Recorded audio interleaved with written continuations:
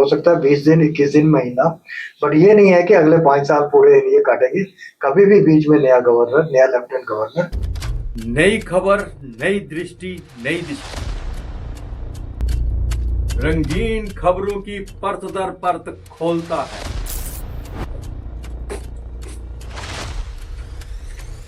खुला बयान करता है पीछे की कहानी। जुड़े रहे एपीजी न्यूज के साथ।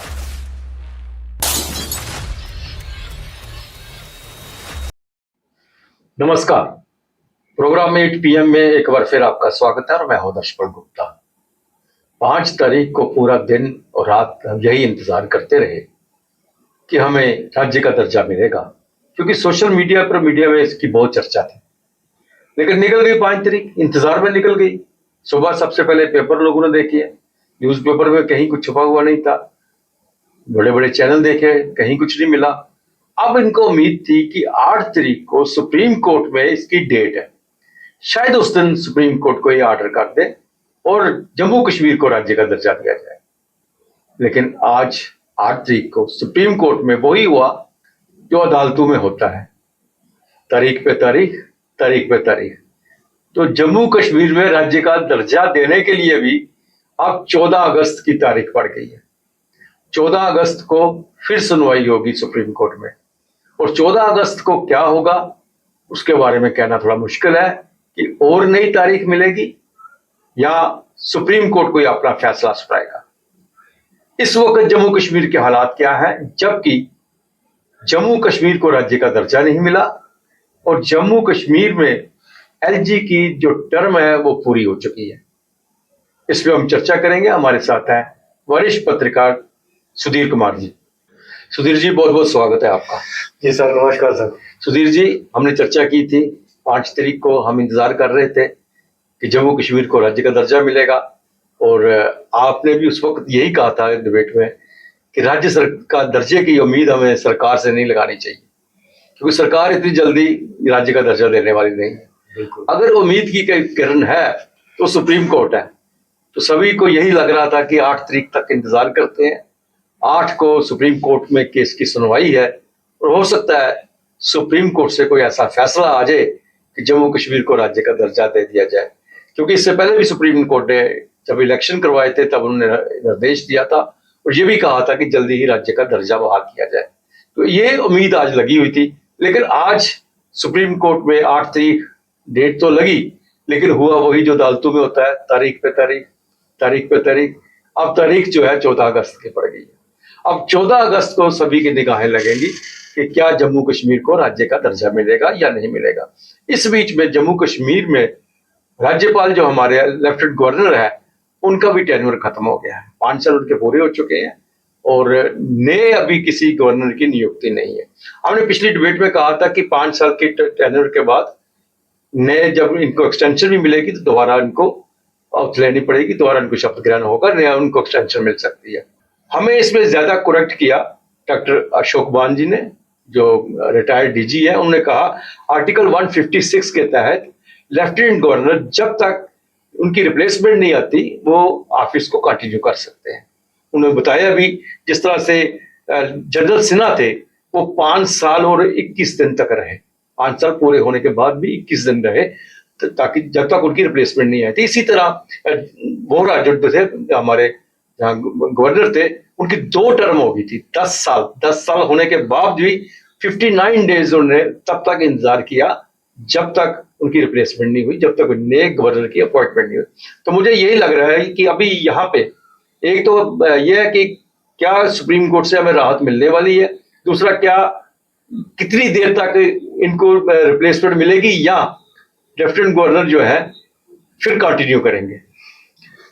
देखो दर्शी, इसमें सबसे पहले मैं आपको बता दूं कि जैसे आपने बताया, हमारे पूर्व डीजीपी डॉक्टर अशोक बान जी, जो अपने जमाने के एक बड़े अच्छे पुलिस ऑफिसर माने जाते हैं, तो उन्होंने ये बात करेक्ट करने के लिए करेक्ट की कि आर्टिकल 156 के अंदर जब तक नया एलजी या गवर्नर नहीं आता, ये प्रेजेंट जो गवर्नर है ही एंड ही कैन कंटिन्यू वो बात हमने ये उसमें ये था कि इनकी जो टर्म है, टर्म तो इनकी जो 7 अगस्त थी, 7 अगस्त को इनकी खत्म हो चुकी है एलजी साहब की। अब ये जो पीरियड है, ये पीरियड जैसे आपने बताया कि कितनी 21 दिन में सक्सेना साहब बिल्कुल बिल्कुल बिल्कुल। या 21 बोरा साहब का जो सेकंड टर्म था ना, हाँ वो एक्सटेंशन नहीं थी, वो रीअपॉइंटमेंट थी उनकी। फिर उनकी ओथ सेरेमनी हुई थी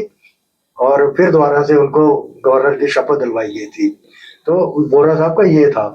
अब ये जो भाग साहब जी ने बोला था, बड़ा अच्छा ठीक बोला उन्होंने कि इनका जो टर्म है वो ऑटोमेटिकली इनकी कंटिन्यू रहेगी जब तक, हो सकता है 20 दिन, 21 दिन, महीना, बट ये नहीं है कि अगले 5 साल पूरे ये काटेंगे।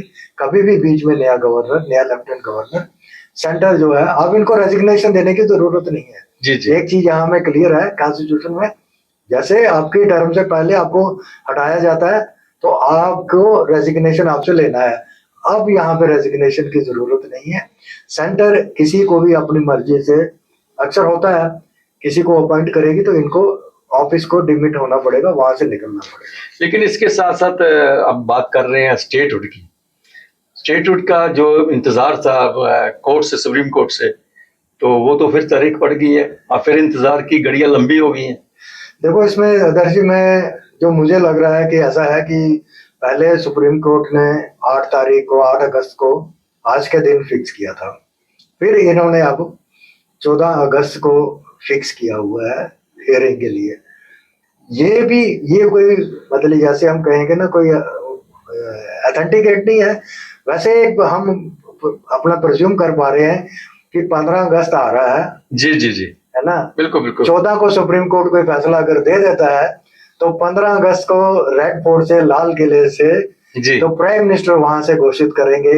ये नहीं करेंगे कि आज ही हो गया, डेट अनाउंस कर देंगे कि वहां से प्राइम मिनिस्टर को वहां से अनाउंसमेंट करने के लिए कि जम्मू कश्मीर को हम स्टेटहुड रिस्टोर कर रहे हैं इस तारीख को, इस तारीख से, यानी कि सितंबर से, अक्टूबर से, नवंबर से, कोई भी दिन, कोई भी तारीख को मुकर्रर कर सकते हैं। बिल्कुल सही कहा है। ऐसा ही मुझे याद है कि जब राजीव गांधी प्राइम मिनिस्टर थे तब आसाम में जो स्टूडेंट्स की जो लीडर्स थे, उनकी सरकार चल रही थी, उनके साथ समझौता हुआ था। उस वक्त समझौता हुआ था और उसी लाल किला से जिस वक्त उनकी स्पीच चल रही थी और उससे पहले ब्रेक दे के, स्पीच से पहले, इस चीज को उस वक्त दूरदर्शन था, दूरदर्शन में लाया था कि ये समझौता हो गया है। क्योंकि बहुत एक लोगों को लग रहा था कि असम के साथ ये लंबा खींच रहा है, इनका टग ऑफ वार जो चल रही थी, वहां के लोग परेशान हो रहे थे।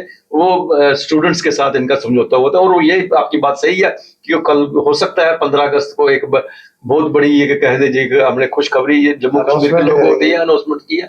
लेकिन इसके साथ एक चीज और है सुधीर जी, 156 के तो डिफाइन किया है, जिस तरह से आपने भी किया, मान साहब ने भी किया, लेकिन इस दौरान जो गवर्नर की पावर्स जो है 156 ने उसे डिफाइन नहीं किया, आर्टिकल 156 नहीं दर्शी, यहाँ पे फिर मैं डिफर करूंगा आपसे, क्योंकि कॉन्स्टिट्यूशन जो 156 में कह रहा है कि गवर्नर की before expiring of his term, his और हर टर्म, जो भी उसकी टर्म है, वो पावर वो कंटिन्यू करेगा। ठीक ठीक ठीक। वो पावर जो पहले 7 अगस्त से जो पहले पावर थी लेफ्टिनेंट गवर्नर सिन्हा के पास, वो पावर जब तक वो ऑफिस में बैठे हैं ना, तब तक वो पावर कंटिन्यू करेगा।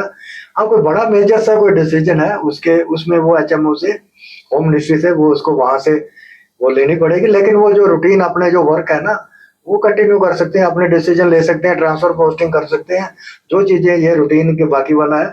पावर की कमी वहां पे नहीं है। सिर्फ वहां पे ये चीज की है कि आपको, अब जैसे मैंने आपको बताया कि टर्म से पहले अगर उनको हटाना है तो उनसे रेजिग्नेशन, बिल्कुल बिल्कुल, टर्म तो वही हो, अब टर्म पूरी हो चुकी है, अब दूसरा आदमी आएगा, टेक ओवर करेगा हमसे, या इन्हीं को एक्सटेंशन देंगे, इन्हीं की दोबारा से जो सेरेमनी दोबारा से होगी, स्वेरिंग इन सेरेमनी दोबारा से होगी। ये वक्त बताएगा, आने वाला वक्त बताएगा। सुनील जी, कल एक गवर्नर साहब से एक और बड़ा ऑर्डर निकाला है जम्मू कश्मीर में, को 25 बुक्स हैं जिन्हें उन्होंने कहते हैं कि इनके एंटी नेशनल है, जम्मू कश्मीर के जो विरुद्ध लिखी गई हैं और आतंकवाद को बढ़ावा देने के लिए है, उन पर बैन लगाया गया है। उनमें से एक अनुराधा वसीम की भी किताब है, जम्मू की, ये जो वेद वसीम की जो लड़की है, उनकी भी एक किताब है, नौरानी साहब की भी है, नौरानी साहब की भी। इन 25 किताबों में मतलब इतना कुछ क्या था जिससे अभी जरूरत पड़ी इन्होंने बैन लगाने की? इससे पहले इनमें इतना इनके पास समय था, जबकि अब पीस की बात कर रहे हैं तो अब जाके उस पर बैन लगाया, जबकि बड़ा माहौल खराब था तो तब इन पे बैन क्यों नहीं लगाया गया? देखो दर्शी, ये यहाँ पे मैं एक चीज बताऊंगा कि जम्मू कश्मीर गवर्नमेंट ने वो जो 25 बुक्स को बैन किया हुआ है, तो जम्मू कश्मीर गवर्नमेंट ने बैन किया है। कंट्री की किसी और कंट्री से और स्टेट ने या यूटी ने बैन नहीं किया होगा। वो किताब बड़े इजीली वहाँ अवेलेबल। और मुझे लगता है अब ज्यादा लोग उसको देखेंगे। अब हाँ, अब ये बात मैं बोलने लगा था कि जब भी किसी चीज की कोई कंट्रोवर्सी होती है वो ज्यादा बिकना शुरू हो जाती है। जैसे नूरानी साहब है, वो एक अच्छी पर्सनालिटी माने जाते हैं। उनका जो परिवार है वो उनकी जम्मू कश्मीर के लिए काफी कंट्रीब्यूशन मानी जाती है।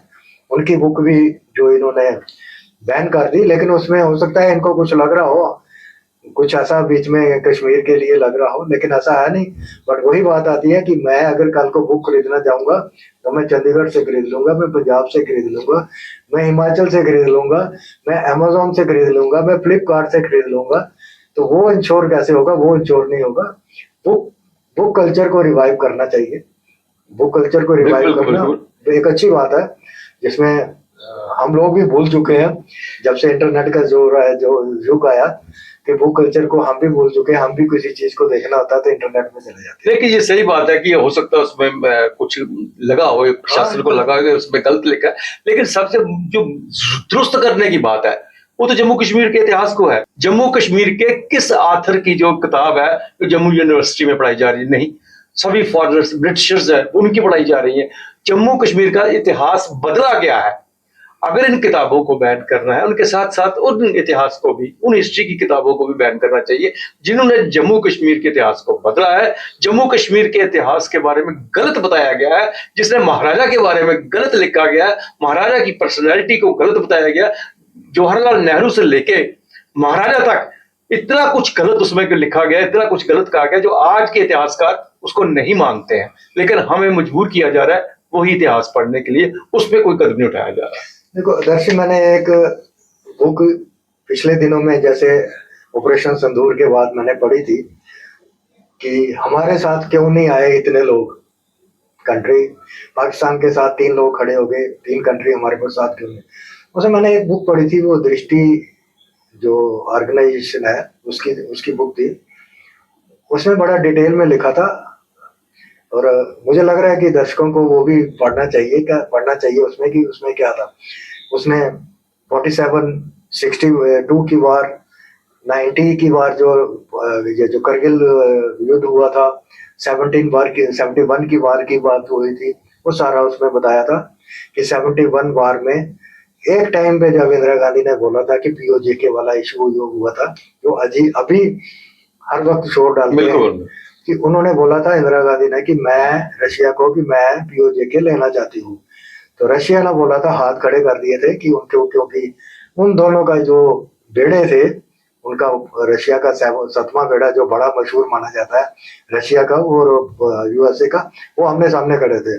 रशिया ने बोला कि हमारा हथियार हमारे हाथ खड़े हैं, अब हम कुछ नहीं कर सकते, लिहाजा आप इसको एग्रेशन के तौर पे मत करो, आप जिससे आपका पूरा जो है संसार, आपका वर्ल्ड, सारी कंट्री आपके खिलाफ हो गई। ऐसे ही ये बुक्स की, जैसे आपने बताया ना, बिल्कुल ठीक है, बुक्स को करेक्शन करने की जरूरत है। बिल्कुल। अगर उसमें कोई पार्ट आपको नहीं लग रहा तो वो पार्ट को आप हटवा सकते हैं, ऑथर को बोल सकते हैं, उसका जो जिसने राइट लिया उसको बोल सकते हैं कि ये पार्ट हटा दे, ये पार्ट जो है या करेक्ट नहीं है या इसको इनकरेक्ट है, इसका ये पार्ट है, वो हट सकता है। बुक को बैन करना कोई ये अच्छी बात नहीं है कि किसी भी बुक, हाँ जो बिल्कुल कंट्रोवर्शियल बुक्स हैं उसमें जो 25 में से कुछ ऐसी बुक्स भी हैं जिसको मैंने नाम देखे हुए हैं, वो कंट्रोवर्शियल, उनके नाम के हिसाब से ही लग रहा था कि वो कंट्रोवर्शियल है। तो कुछ बीच में उनके साथ में वो गेहूं के साथ में ना खून पीसने वाली बात है, वो भी चले गया, वो भी उसके साथ बैन हो गई। उस वक्त भी जब राजा महाराजा थे तो अपना इतिहास अपने अनुसार ही लिखवाते थे, उनके लेखक जो है उनके पास ही बैठे होते थे। अब यही आरोप सरकारों पे लग रहा है कि ये भी अपना इतिहास अपने हिसाब से लिखा रहे हैं, लेकिन इतिहास इतिहास है, इतिहास को बदला नहीं जा सकता। हम मुगलों को यहाँ का गोल्डन पीरियड कह सकते हैं और महाराजा शिवाजी, महाराणा प्रताप को एक सूबे में बांध के हम रख दे तो जो ज्यादा देर चलने वाला इतिहास सामने आ जाता है। इतिहास अपने आप को फिर से दोहराता है। श्री जी बहुत बहुत धन्यवाद आपका। नमस्कार जी। नमस्कार। Hello everyone. SR College of Competitions has been guiding civil services aspirants for the last 25 years with consistently strong result and a track record of successful candidates. If you're a graduate, our regular batches are designed to give you a focused start for IAS and JKS examinations. अगर आप college में हैं, हमारे foundation batch will help you build the right base from the beginning. Our course offers complete syllabus coverage, prelims plus mains, GS paper 1 to 4, essay and CSAT. We have experienced UPSC and JKS faculties. We provide updated study material, regular tests, daily and weekly answer writing sessions, personalized feedback and mentoring by UPSC qualifiers. For free guidance session, you can call on the numbers given on your screen.